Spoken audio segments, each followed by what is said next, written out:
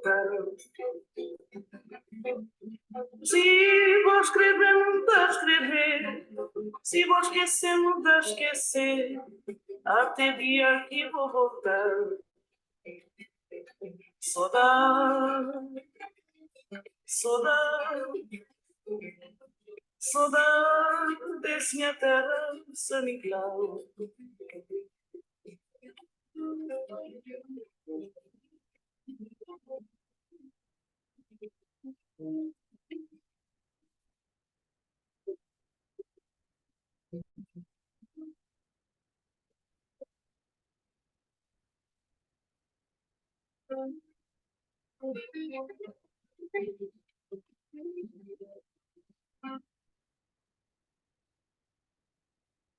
Good afternoon, everyone. It's so great to see so many folks on screen. So many folks I know, some new names as well. I began this info session with a person a songwriter, a singer that has meant so much to me in my family, Cesaria Barrow, and I feel like her music transcends culture, continent, and for so many of our communities, we come together around music, and that's what solidifies us. So it felt really natural for us to begin in this way. For folks we have been in relationship with through the ILO Fund, and for new folks that will hopefully be in our community and we'll get to know as well. If it's okay with everyone, would like to give another minute before you begin. I know, just to give a 5-minute window for folks to come to the session, and we will begin shortly. Two things that I want to check on sound quality. I just want to make sure that everyone can hear me, and if you could raise your hands or thumbs up would be great. And if you're able to see my message via chat as well, thumbs up as well, as we will be using the chat function throughout this info session. Great, I see a couple thumbs up. Great. Great. And I guess we can begin. And I will be sharing my screen with you all in just a moment.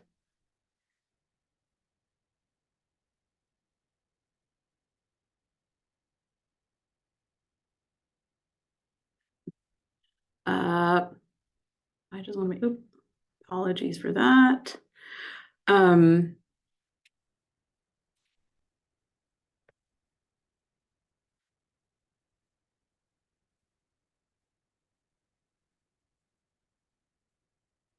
think we can begin.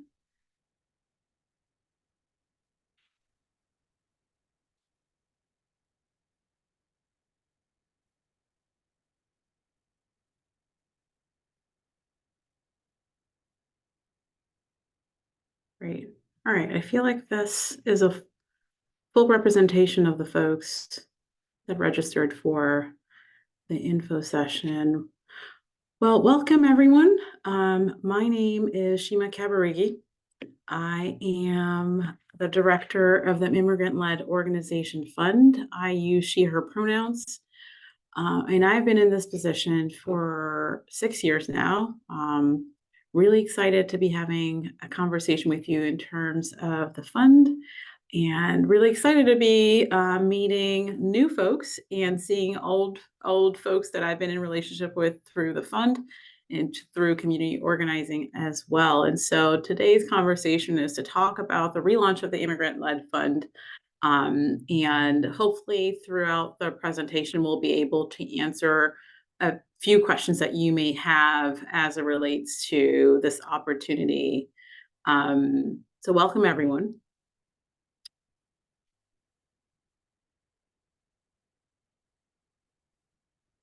Firstly, I just want to recognize where I am currently at.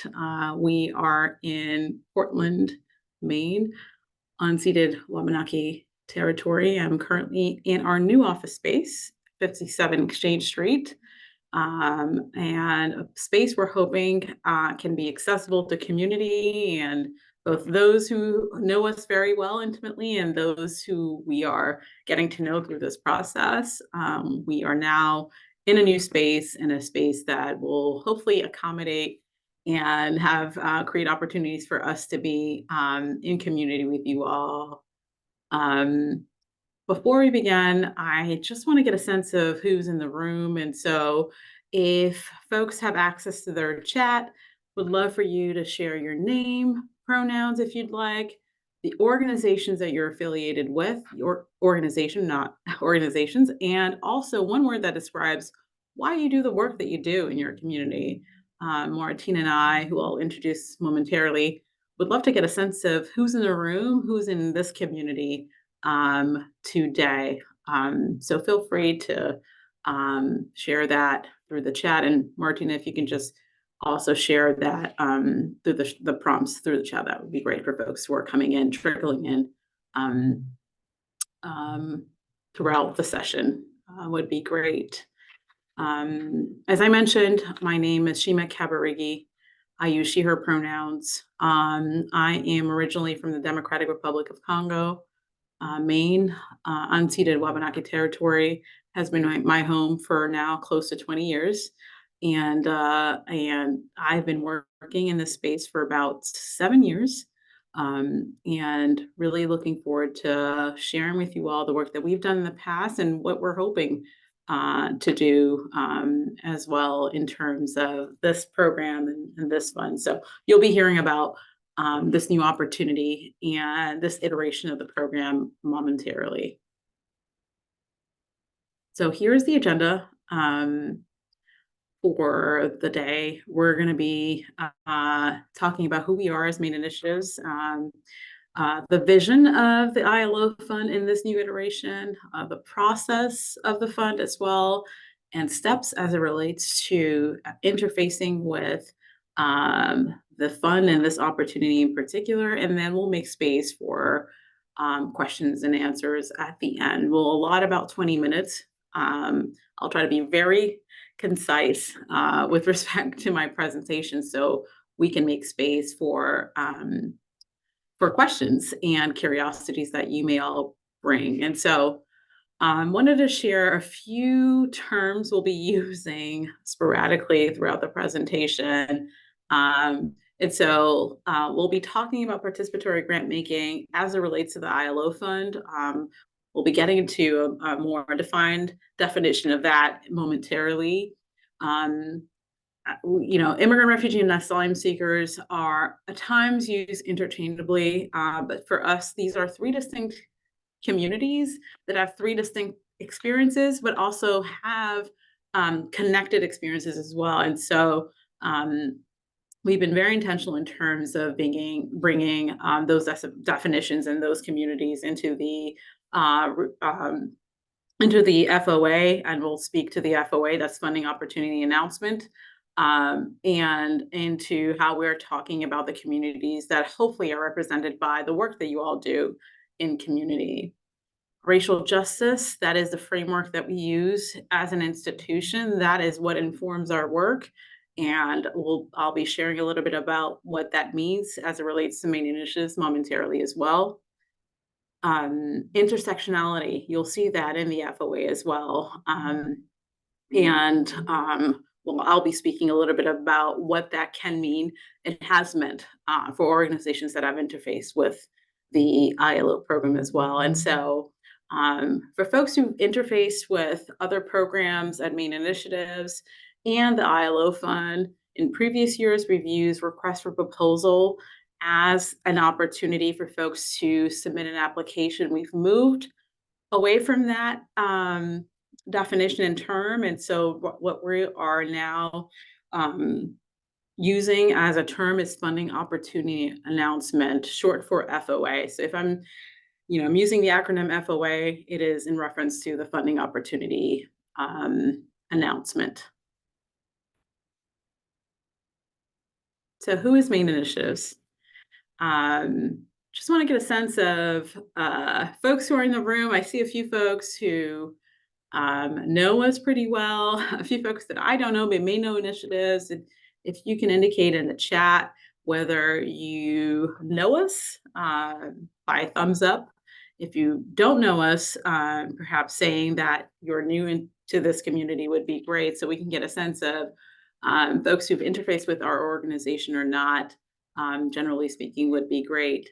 But it looks like from what I scanned at the beginning of this meeting, a few folks have had in a relationship and opportunity to be supported by our institution. But we're a public charity. We made sure this is a network of individuals supporting social, economic, and environmental justice in Maine, and it's through intentional and collective philanthropy. We're really intentional in terms of organizing our ability to build and organize resources to support social, economic, environmental change in Maine. For those of you who've interfaced with us for a couple of years, you may be surprised that we have expanded. As 5 years ago, there were only two notable programs that Maine Initiatives was stewarding: the Grants for Change program and the Immigrant-Led Organization Fund, most notably. But we've added and integrated three other programs that I'm excited to give you a quick synopsis on. Grants for Change Fund is the oldest program at Maine Initiatives. It was incubated and created in 2016. It is a program that supports Black and Indigenous communities in Maine. Julian Rowland, who is my colleague, leads that work. It is a participatory program that supports community-based nonprofits that focuses on those two specific priority areas and demographics in particular. The Immigrant-Led Organization Fund was created in 2018, as I mentioned. I'm also really excited to mention that the Giving Project, which is a new project here at Maine Initiatives and Program, will be launched in the fall of this year. This will be a community of funders that will be organizing. I think there's going to be a cohort of about 20 funders organizing to really support a slate of organizations. And Julian Rowland is also leading that project. Maine Share is a work-based program. A few of you I see here may have already a relationship with Maine Share. This program was fully integrated and brought to Maine Initiatives a couple of years ago. And Amanda, my colleague, leads that work. The last program that we steward here at Maine Initiatives is the Outdoor Equity Fund. And that fund supports BIPOC and organizations that support BIPOC communities in terms of their access to the outdoors, having ability to support outdoor activity as well. So our work. So we have been in existence since the 1980s. We were created and stewarded by a group of funders who and individuals who were really looking to really anchor social justice work here in Maine. But I think a notable change in terms of the work and kind of like our strategic plan was in 2016 when we decided by way of community conversation to really anchor racial justice and racial equity at the epicenter of our work.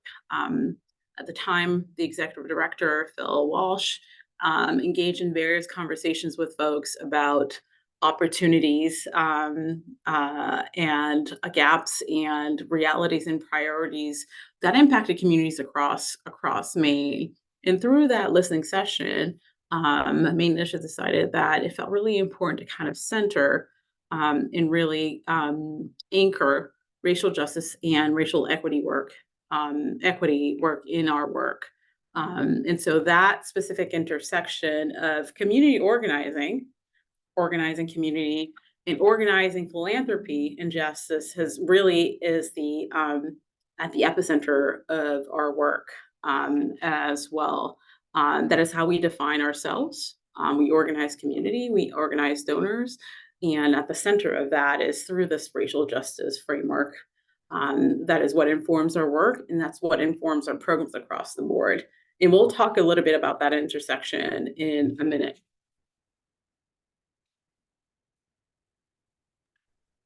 For some reason, oops. I apologize. I'm having some internet issues on my end. Um,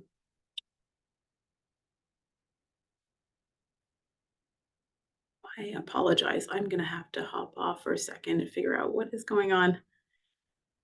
No worries, Shima. Let me know if you need me to share my screen or anything. With that, could you do that? I'm just getting a internet. Yes, no problem. Let me just pull it up. Appreciate that.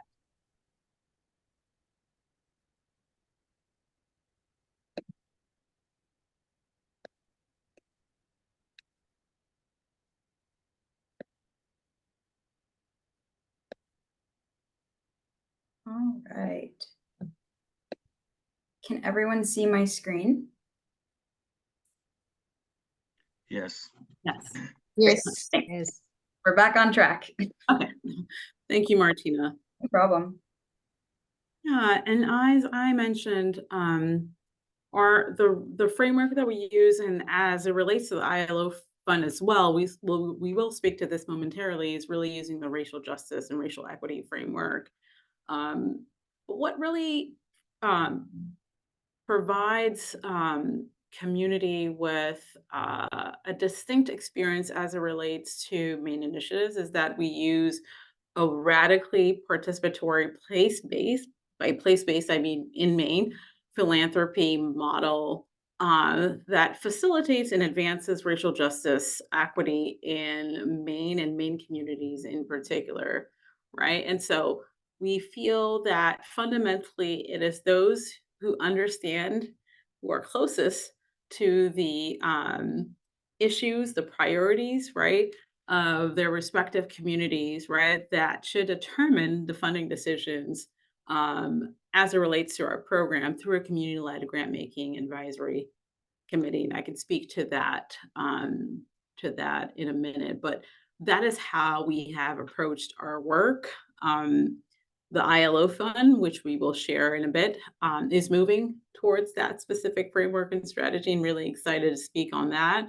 But really feeling the need to express that we fundamentally believe that it is important to center those with lived experience, those who understand the issue areas, to participate in collective decision making as it relates to grant making. And we facilitate those opportunities through the Grants for Change program, as I mentioned, Outdoor Equity, and now the ILO Fund, which I will speak to momentarily. Feel free to move to the next one. Thank you. Yeah. And so what does it mean to be a community-led philanthropy organization and institution? We identify, mobilize, and leverage resources. So that means we raise and pool funds that are needed and required to really move the needle as it relates to social change.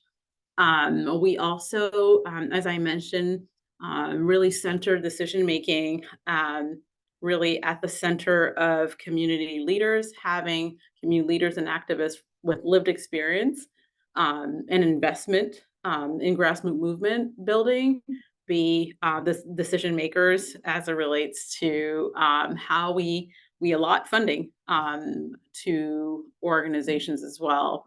And then we put the resources in the hands of organizations on the front lines of organizing and activism, right? And so that is all of you on the screen. We're doing incredible work across the state, whether it's direct service work or organizing work or advocacy work. We are here to facilitate that opportunity, right? And in turn, hope that that leads to the social change needed in Maine as well.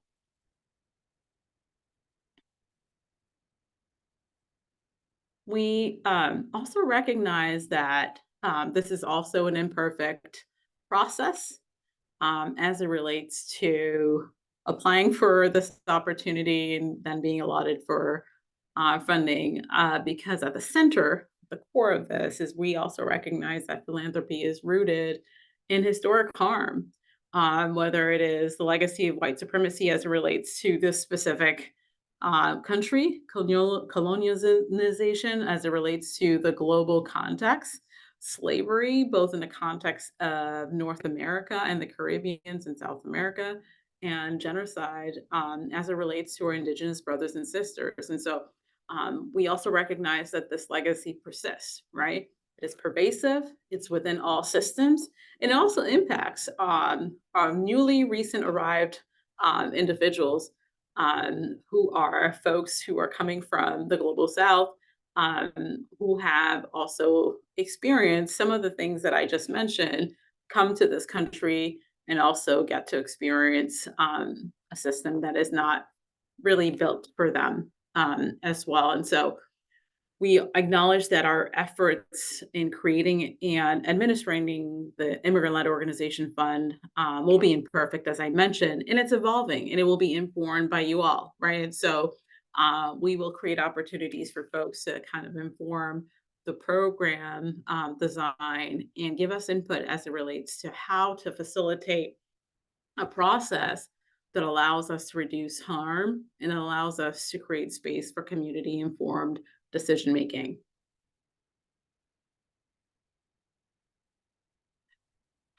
Okay, thank you.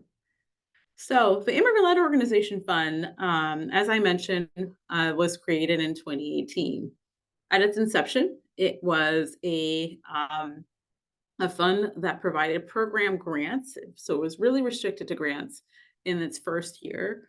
And we quickly pivoted to a general operating program that supported organizations with general operating funds.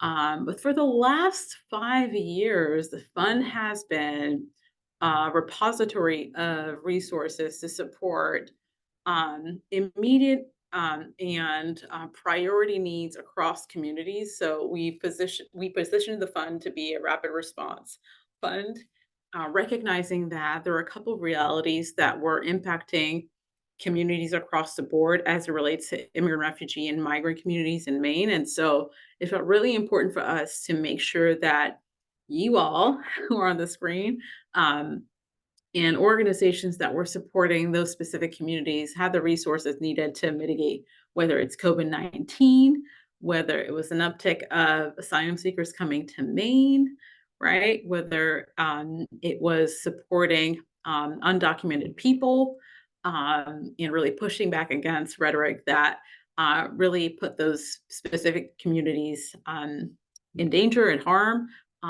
All those things feel and are really important, and we heard those things, and we put the fund in a position to be able to provide the resources needed.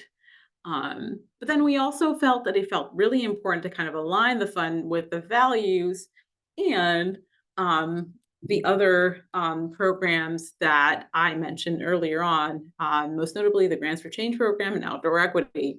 And by that, really ensuring that we created a participatory grant making program that funded and strengthened immigrant refugee nonprofits in this territory, that also sought to organize people and resources to support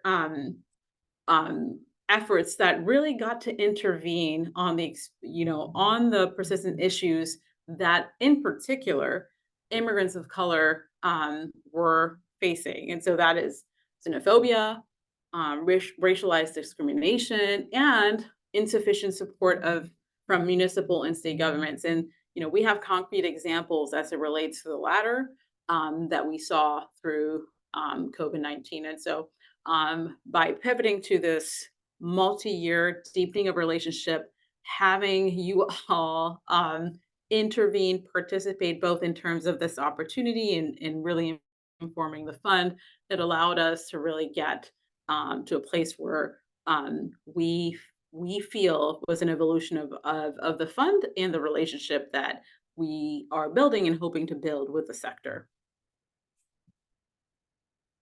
And so what does that mean? As I said, the fund was a rapid response fund. And so organizations that receive funding, that wasn't one-time commitment. We're moving to a multi-year strategy.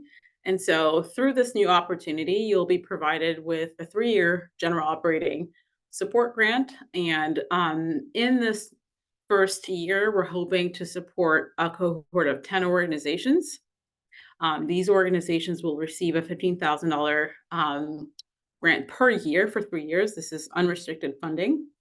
Also, these organizations will be invited to participate in peer learning, training, and capacity building opportunities that Martine and I will be sharing as well. Yeah, I want to move to the vision of the fund.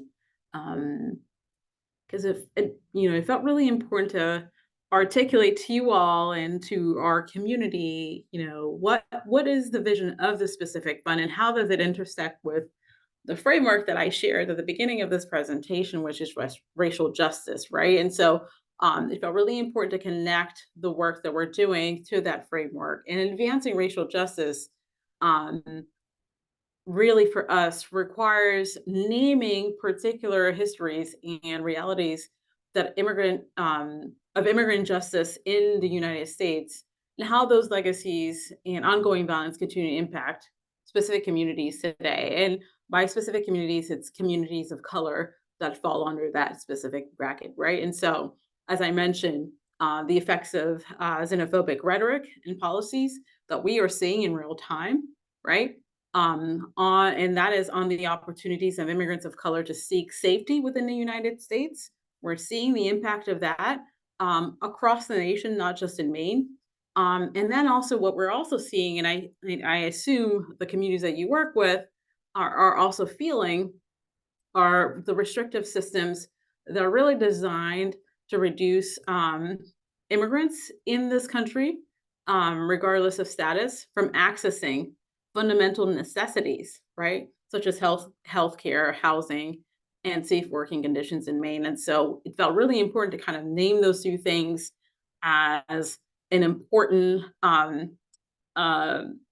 guess, for us, or important things that we want to disrupt by way of this fund, right? Really want to put in question those two things that are impacting and we have seen and we see impacting communities through your work, through conversations we've had with you all, right? Having your community members and the folks that you work with be impacted by those two specific things that we're hopefully through this fund able to name and respond and get a shared analysis of how that is actually showing up in the state of Maine or showing up within counties within Maine as well.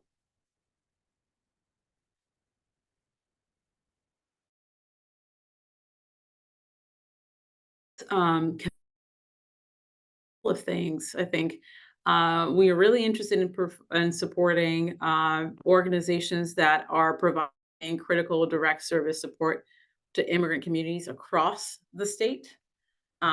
Looking also to support organizations that are advancing immigrant flourishing through community building, community organizing or advocacy, or affecting policy, so policy change as well. We're also interested in supporting organizations that are embracing and preserving cultural practices, right? And figuring out ways to do that within their community. And also supporting those that are led by immigrant, refugee, and asylum seekers in Maine, right? Martine and I and Maine initiatives in general are also interested in hearing about what's happening, what's an innovative idea, what are new priorities, new strategies that you are exploring within your organizations that are not listed here. We would love to hear that, and we invite you through the FOA to kind of articulate that, and we'll talk about the application in a minute.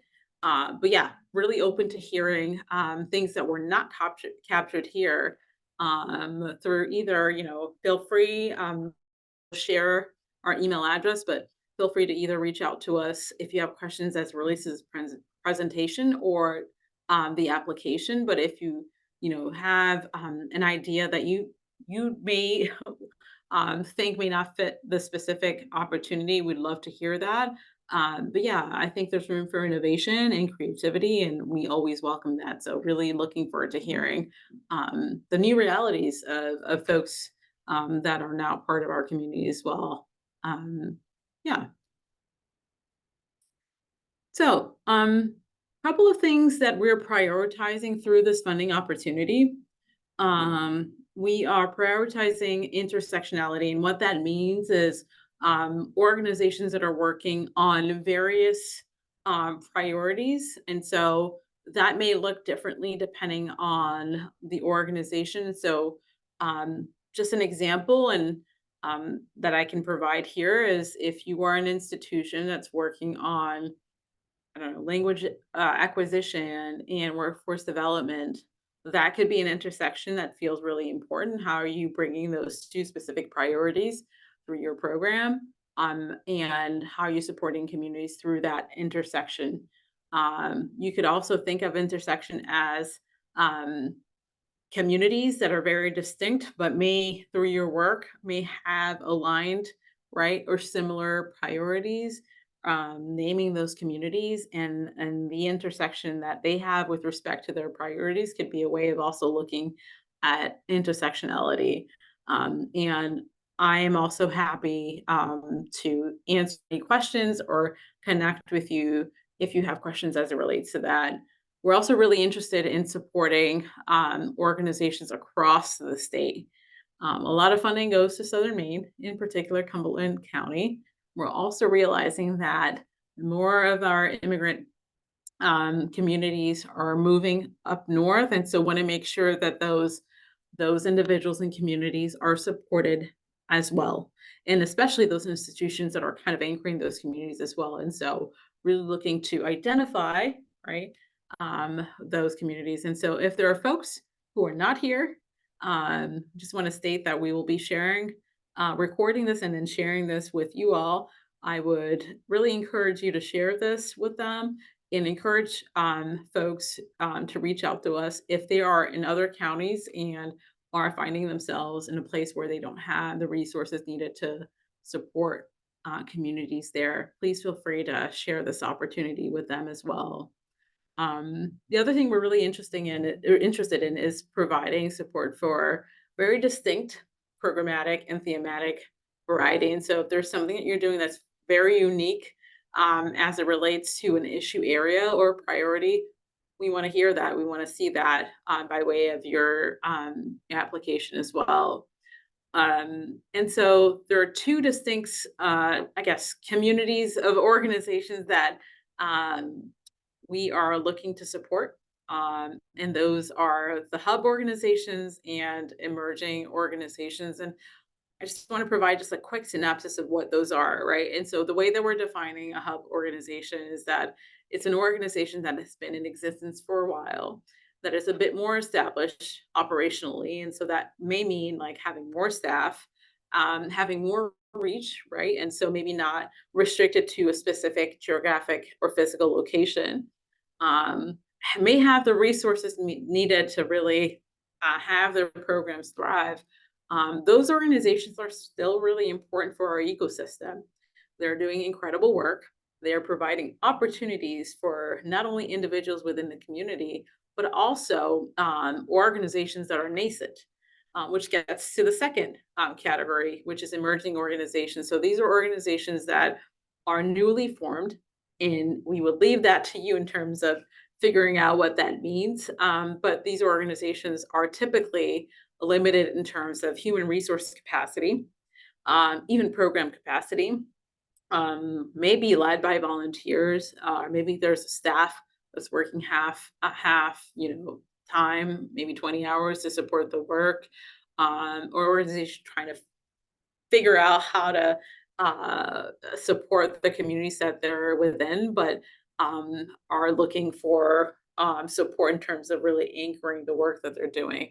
Those organizations are also welcomed, and those organizations have been supported by main initiatives and the ILO fund in particular. At the inception, the ILO fund supported a lot of nascent organizations, emerging organizations. And so I think there are a few organizations on this screen that the ILO fund was a place for them to receive initial funding in terms of really allowing them to anchor the fund. And so fundamentally, it feels really important to also capture those organizations and provide them with the support and anchoring that they need in order for them to do the work that they are required to do in their community.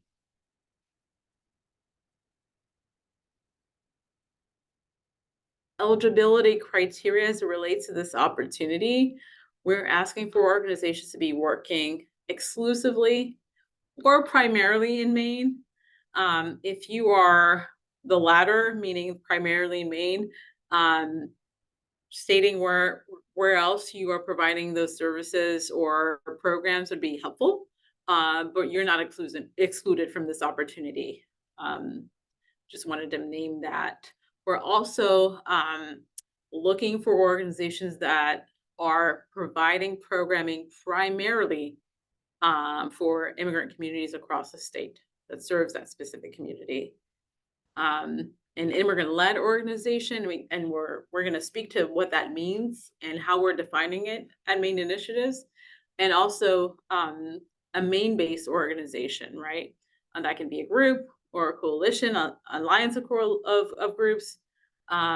We, like a coalition and alliance of groups, we do not fund individuals at all. If that is something that you're looking for support, we're happy to have a conversation. That is not something we will fund, obviously, but that is something that we could perhaps work together to figure out what other opportunities exist to support individuals that are looking to build up their capacity. We at Maine Initiatives, unfortunately, are not the institution that will be able to provide that kind of support, but we can facilitate or be a support in terms of finding those opportunities. The last thing I'll mention is our operating budget. We're asking that folks have an operating budget under 1.5 million. If you find yourself in a position where you are above that specific budget, please feel free to reach out to us. We also recognize that because of COVID-19, a few organizations received state contracts that kind of inflated their budgets. And so if you fit in that category and feel like you meet the criteria and the priorities as it relates to this opportunity, feel free to reach out to us and we will share our email at the end of this presentation. Before I continue, I just wanted to make sure that folks were great. Just want to get a sense of check of understanding. How are people feeling so far about the presentation? Are there questions that are surfacing? If they are, please feel free to use the chat function to ask those questions. I'll make sure to bring them into the Q&A section as well. But if there's anything pressing, I'll just give a moment to kind of give people an opportunity to name that. But questions can be posed in the chat function. I know this is a lot of information that we're kind of downloading right now, but I'm hoping that if you have questions, we can provide opportunity at the end of this specific session. If there are those that feel particular to your organization, we'll leave an email available to you to make sure that you are able to reach us and ask those questions that feel very particular to your organization. Martina and I will be available to answer those questions, but just want to make sure that folks felt like what has been shared thus far makes sense. We'll get into the FOA and the process momentarily. And there's a question I see here as it relates to an opportunity that was provided earlier this year. Yes, if you receive funding in the past, that could be this fiscal year. Before that, you're eligible to to apply for this grant opportunity. Great. All right. One thing that we are requiring, and I want to make space for questions at the end for this. We're hoping that organizations are able to meet at least two of the following criteria. One is to have either immigrant organizers, so people who are working in community, right? 50% of those folks are from community, right? And so that could be your community health workers, that can be your volunteers, that can be people who are involved in civic engagement. However you deem how those folks are engaged in your work, we want to see, and we're hoping that those folks are representative of the communities that they serve, right? So at least 50% of those folks are there. Also, as it relates to staff, we are hoping also that in leadership position, 50% of folks that are in leadership position are representative of the communities that you serve. And if you have any questions as it relates to that, we'll be happy to answer those questions and kind of parse through what your current reality is institutionally. And then lastly, immigrant members on the board of directors. So 50% of the folks who are governing and stewarding your institution are from the community as well, right? And so if you meet at least two of this criteria, you're eligible for this opportunity. Now, if you don't meet all three and you have questions about one or the other, we're also happy to have a conversation with you. If it's intentional, we want to hear that. As we also recognize that some organizations may be intentional in terms of not having an all immigrant staff, all immigrant board. So the labor isn't just put on those specific individuals and community. And maybe the intention is to ensure that there is connection with the wider community, other communities as well. And so happy to answer those questions as well in the Q&A, or if it feels particular to you and your institution, via email. Our process, and I'll try to be rapid fire. And so we've moved from creating opportunities that feel really internal to that is informed by community. What that means is that we formed an informal sounding board of grantee partners, so folks we've supported in the past and community leaders to inform the programs. We've asked for their insight, their feedback and wisdom as it relates to the FOA, which we made public. We are also asking people to submit an application by May 31st. And so there's ample time for folks to reach out to us if you have questions as it relates to the process. But really at 11:59 on May 31st is when we close this process. We will invite readers to read applications. And so we'll encourage all of you who are on screen to participate in that process. More information as it relates to that process will be shared next week. What that entails really is just signing up to be able to evaluate 3 applications. So if you're affiliated with one organization, you're not going to be able to read or be able to evaluate that specific applicant or application. But it's also to allow you the opportunity to see what's happening in the sector, who else is applying for this opportunity and doing work as it relates to supporting immigrants and refugees in Maine. And so we will encourage you to sign up. And the process for that ends on June 10th. Lastly, we will have a grant making advisory committee. And so Marty and I are not going to be making the decisions as it relates to how funds are allocated. We will be inviting 20 people who are peers, past grantee partners, community leaders, right, to a multi-day grant making retreat in August with the goal of having this specific community make decisions as it relates to the slate of 10 organizations. And so we'll make an announcement in early August, more than likely in the second week of August, but depending on how the retreat goes, we will determine the date. But that is kind of our outline and our process in terms of who's involved and the various timelines. As I mentioned, if you have questions as it relates to the process, again, we'll put our email in the chat and we'll share that with you at the end of this presentation. Feel free to reach out to us.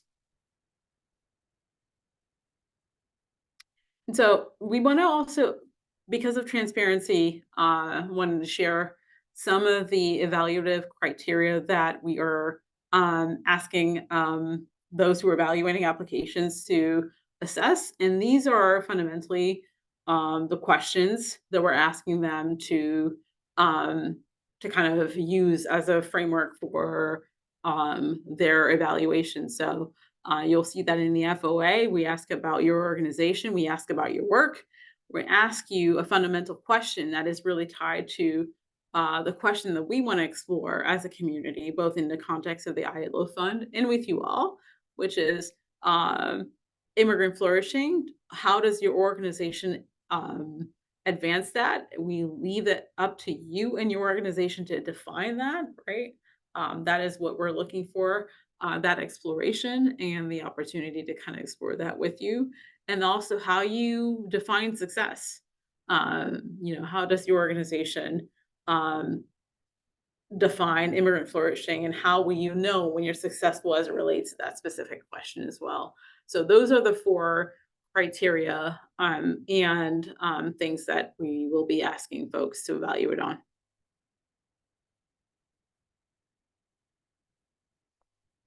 Right.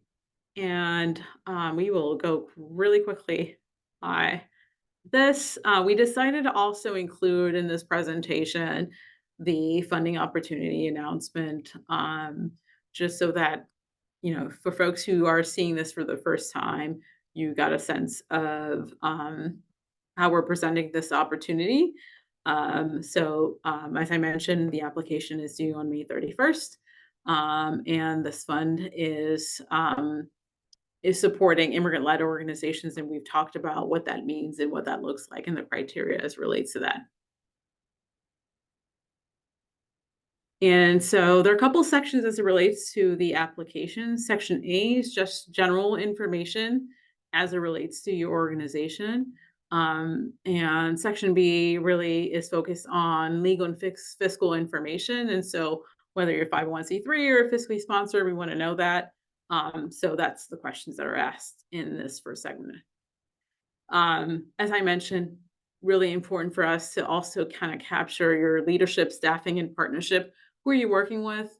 Who comprises your staffing and leadership, both in terms of the board? Maybe you have an advisory committee. We want to hear that. And we want to get that data as it relates to what we just shared, right? We want to make sure that the work that you're doing in your institution is representative of the communities that you serve. Yeah. And then I think where you'll spend a lot of your time is Section D, and that is the narrative section. And so we're asking a couple of things as it relates to that. And so naming your mission, obviously, and then the work that you do, program of activities that you have implemented that gets to your mission and vision. And also we're asking you to self-identify and define what immigrant flourishing means to you institutionally, really leaving that up to you. And then in relation to that, how then you are defining success as it relates to that specific opportunity, right? What does immigrant flourishing look like, and what does success look like for your institution as it relates to that question, right? And we encourage people to provide stories. If you have one that comes to mind, please feel free to share that. And that's how the narrative segment looks like. Thank you. And I'll then turn to Martina, who is the program associate of the Immigrant-Led Fund and has been with us since last summer. I can't believe it's been that long. Who will then talk about the next steps. Yeah, thanks, Shima.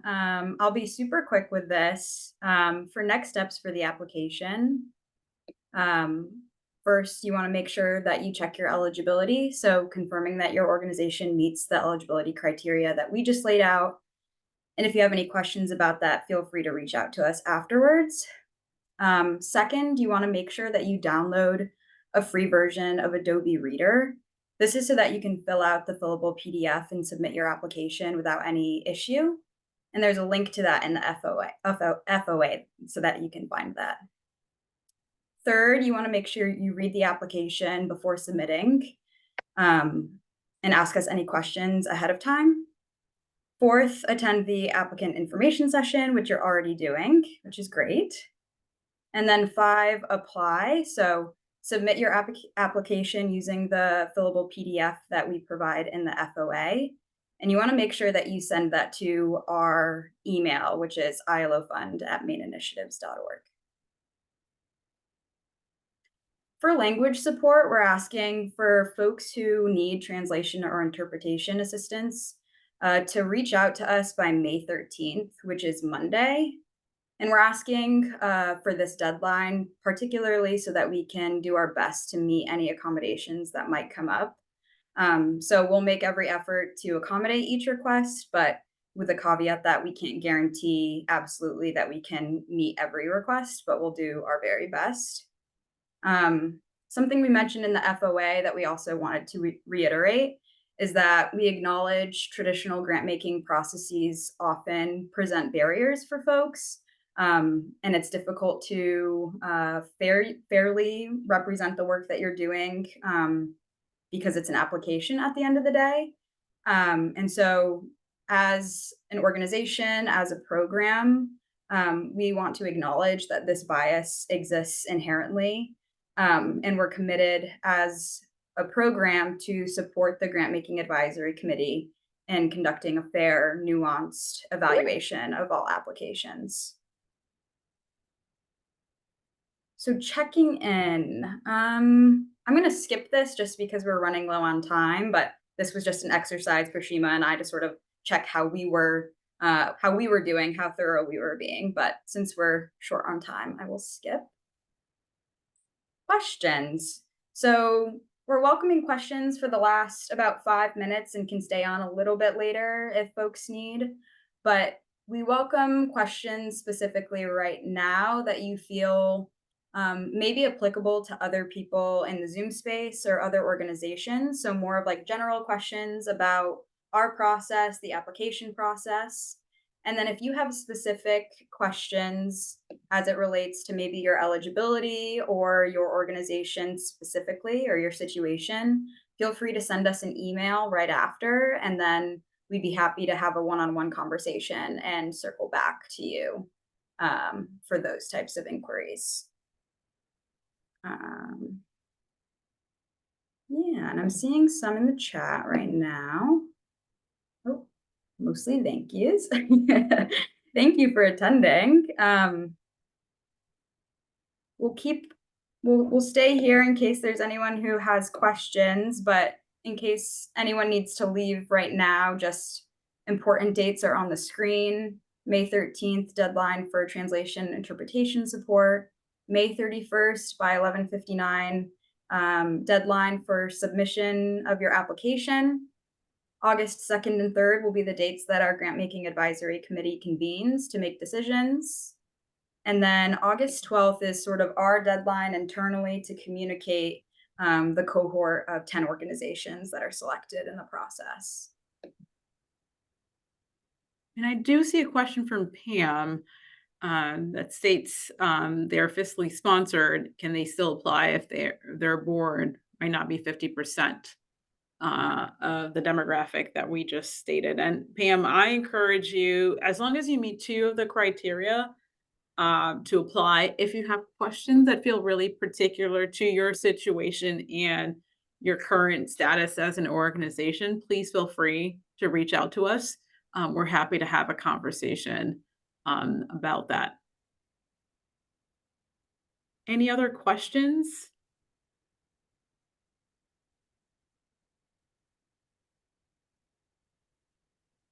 One thing I just wanted to mention that I didn't explicitly at the beginning, if you have received funding through our other programs, grant making programs here, you are still eligible for this opportunity. So that is not a disqualifier. Also, in the event that you maybe can't find the link to the FOA or the application, feel free to go to the main initiative's website. And Chima, I don't know if you can drop the link to our program's website, but if you go to main initiative's website and then you go to the immigrant-led organizations fund tab, at the very top, you'll see the FOA that you can click on and have access to, as well as the fillable application that you can save and work on. Yeah, and it's in the chat right now. Thank you. But as we mentioned, we are here if you have any follow-up questions. We hope that this information session was informative.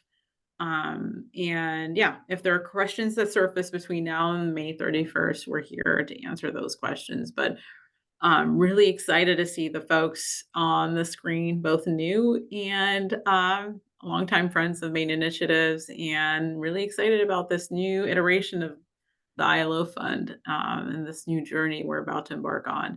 And thank you for taking the time to be with us today, recognizing that you're all very busy. And so really appreciate you making the space and time to do this together. And we'll be sharing, as I mentioned, this recording with you all. So if you feel like you need to go back to the information that was shared today, you'll have access to that information soon. Great. Thank you, everyone, for attending. And with that, I think we will close the Zoom session. Thank you. Take care, everyone. Bye-bye.